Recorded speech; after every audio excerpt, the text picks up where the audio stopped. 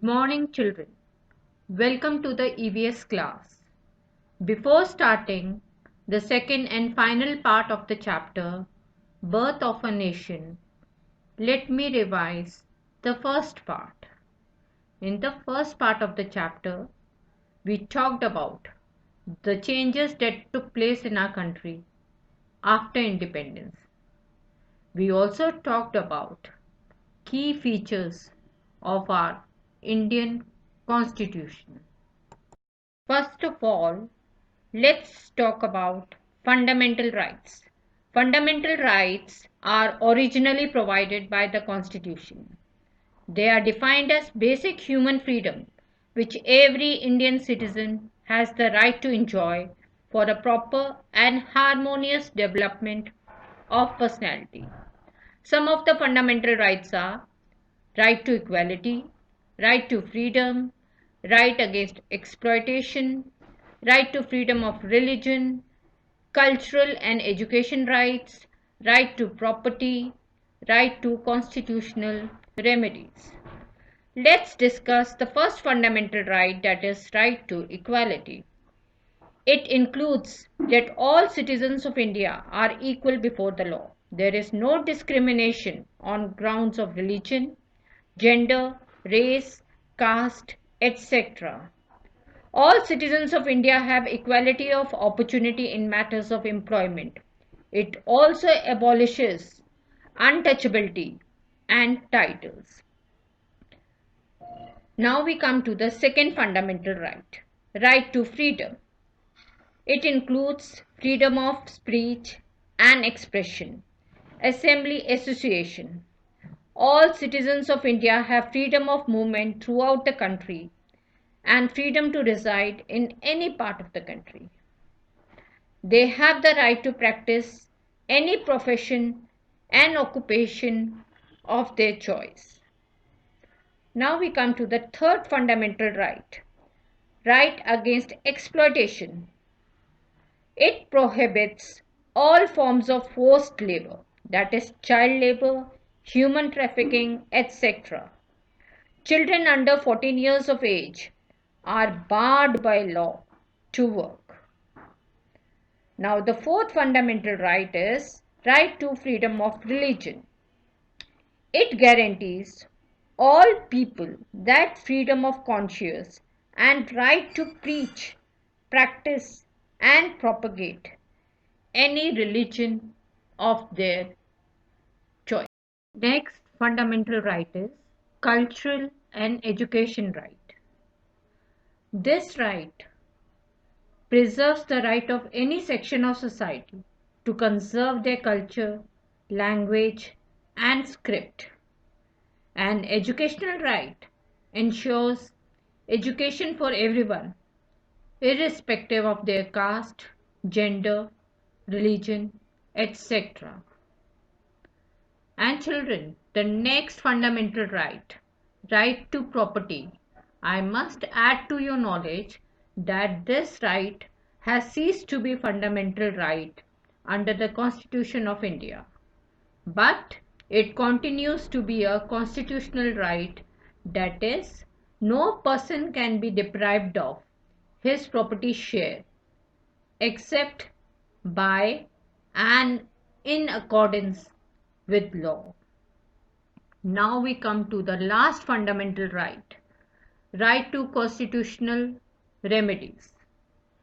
This right permits all citizens of India to go to the Supreme Court of India to ask for enforcement or protection against violation of fundamental rights. Children, as citizens of India, when we are enjoying some fundamental rights, then we have certain duties also towards our country. Some of the fundamental duties laid by our Constitution are: we should keep the country united. We should not fall prey to the anti-social elements. We should follow the rules laid by Constitution. We should be proud of our national symbols like national flag, national anthem, national emblem, etc. We should treat all Indians as equal. And children, we should cherish and we should be proud of the heritage of India. And children, sometime during the protest, some anti-social elements in our society harm our national property. We should not indulge in all this. We should protect and preserve our national property, and we should do our utmost to preserve the environment. Let's talk about form of government in India. Our constitution has provided government at central, state and local levels. We have three levels of government: central government, state government, and at the local level we have municipal committee, gram panchayat, etc. Powers are distributed among these three levels so that the administration of the country can be managed. We have independent judiciary and we have parliamentary form of government. In this form of government, president is the head of the country, ceremonial head, while the prime minister is the head of the government. All executive powers rest with the prime minister. The prime minister, along with his ministers, heads and rules the country. Children, the law-making body of the country is called Parliament. There are two houses of the Parliament.